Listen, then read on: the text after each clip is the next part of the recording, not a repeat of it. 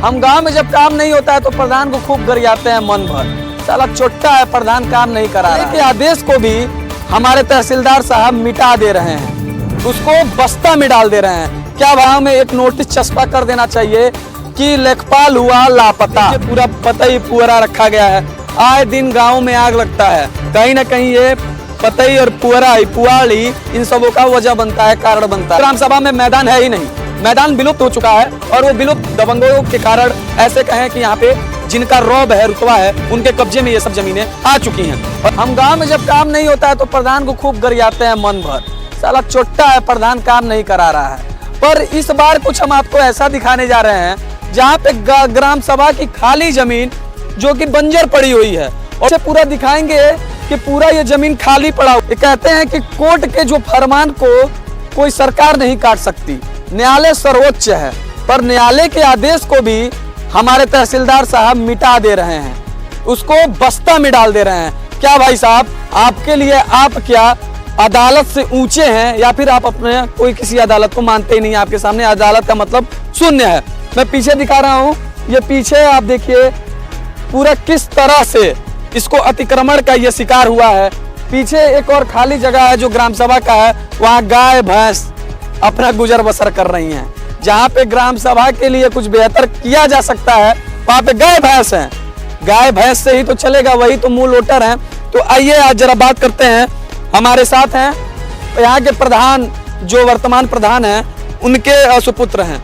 तो आज आप लोगों ने ज्ञापन दिया है, क्या आश्वासन कुछ मिला है? आश्वासन को मिला है कि जल्दी खाली कराया जाए। इसका आश्वासन हमको लगातार 4 सालों से मिल रहा है। 4 साल पहले क्या ये जो रिमांड था खाली करने का आदेश मिल चुका था? देखिए, हमारी दूसरी बार प्रधानी है, पहली प्रधानी जीते हैं तभी से हम इसमें एप्लीकेशन दिए, इसको खाली हो, यहाँ बच्चे खेलें, यहाँ लोग के कार्यक्रम हो के, शादी विवाह हो के। तो इसके लिए मैंने दरखास्त दी, SDM को दिया, नहीं सुने, तहसीलदार को दिया, नहीं सुने, DM महोदय को नहीं सुने। इसके लिए हमको न्यायालय का सहारा लेना था। न्यायालय से हमको इसको 2019 में वहाँ से आया, वहाँ से आदेश आया कि 2019 में इसको खाली किया जाए, और खाली करने के बाद उनके ऊपर जुर्माना भी लगा, लेकिन आज तक जुर्माना जमा नहीं हुआ। और इसके लिए लगातार हम 4 सालों से एप्लीकेशन देते रहे, लेकिन अभी तक खाली नहीं हुआ। आप लोग नहीं चाहते हैं ग्राम सभा की जमीन है तो कुछ विकास हो? विकास तो होना चाहिए। तो ये सब अतिक्रमण का शिकार हो गया तो क्या करेंगे प्रधान? प्रधान क्या कर सकते हैं, लोग ही ऐसे हैं। आप नहीं चाहते हैं कि जमीन खाली हो? हम लोग तो चाहते हैं, पैमाइश हमसे पूरा फिर साफ हो जाएगा पूरा। आज तक साफ नहीं हुआ। आप चाहते हैं क्या जमीन खाली हो? जी हाँ। अच्छा, तो आप लोग क्या, जैसे ये जमीन खाली पड़ा है, इसको खेल के भी दृष्टिकोण से देखा जा सकता है, यहाँ पे विवाह भवन भी बस सकता है, तो ये सब चीजें यहाँ के लोग नहीं चाहते हैं क्या? सब लोग चाहते हैं, जनता सब चाहती है कि सब खाली हो जाए।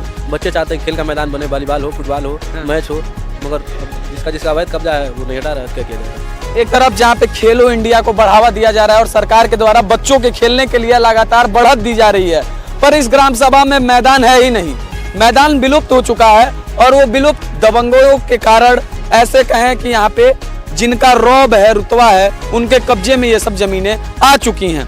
और ये इसके कारण इस खरिहान का पूरा देखिए क्या दशा है। ये देखिए पूरा पतई पुअरा रखा गया है, आए दिन गाँव में आग लगता है। कहीं ना कहीं ये पतई और पुआड़ी इन सबों का वजह बनता है, कारण बनता है। गाँव का खरिहान घर के जो किनारे होता है, जो बच्चों के मैदान के लिए होता है, मैं आपको बताऊं हर ग्राम सभा में जमीन ऐसी होती है जहाँ पे बच्चों के खेलने की सुविधा दी जाती है, पर वहाँ पे प्रधान का मनसा नहीं होता, इसलिए वो जमीन खाली पड़ जाता है। पर इस बार प्रधान ने कुछ ऐसा कमिटमेंट किया है कि मैं यहाँ पे कुछ बेहतर करूंगा, तो ग्रामवासी ही नहीं करने दे रहे हैं। जिनका रसूल है, रुतबा है, वो अधिकारियों को मैनेज किए हुए हैं। इसको मैनेज और नहीं तो क्या कहें, जहाँ पे एक तरफ 4 साल से निर्देशित कर दिया गया है कोर्ट के बाद, जुर्माना भी 20,000 रुपये लग गया है, उसके बाद भी इसको खाली नहीं कराया जा रहा है। तो किस रुतबे में, और सबसे बड़ी बात यह है कि जब वहां से आदेशित होता है, ऐसे पूरा चैनल और सिस्टम होता है, पैनल की कैसे कौन कार्य करता है, तो थोड़ा सा मैं इस पर भी प्रकाश डालूं। तो जब यहाँ पे कोर्ट से आदेश आता है तो आता है तहसीलदार के पास, वो देता है लेखपाल और कानगोई के पास। पर यहाँ पे लेखपाल साहब का भी बहुत बोलबाला है भाई, वो भी किसी नेता से कम नहीं है, वो सरकार के एम्प्लॉय नहीं है, बल्कि वो नेता है। नेता नहीं तो क्या कहेंगे, जहाँ पे आपको उनको आदेशित किया जा रहा है कि इसको खाली कराइए, इसका पैमाइश कराइए, पर वो आराम कर रहे हैं। मौज फरमा रहे हैं। हाँ? लेखपाल तो यहाँ आते नहीं है। लेखपाल के लिए फिर आज एप्लीकेशन दिया है कि लेखपाल को हटाया जाए। हाँ। नहीं तो आके यहाँ मेरे ग्राम सभा का जो पंचायत भवन उसमें बैठे, हाँ। उनको रोज सोना है यहाँ। 3 दिन उनको सोना है, 3 दिन सेक्रेटरी को सोना है। एक भी दिन नहीं आया है आज तक पूरे गाँव में। ग्राम सभा में आज तक लेखपाल आई नहीं है। नहीं आया। तो एक लापता का यहाँ पे नोटिस आप चस्पा कराइए। देखिए हमारे लेखपाल राम दर्शन शर्मा जिनकी नियुक्ति हुआ है, उनको लगातार मिलने की कोशिश की है, वो मिले नहीं।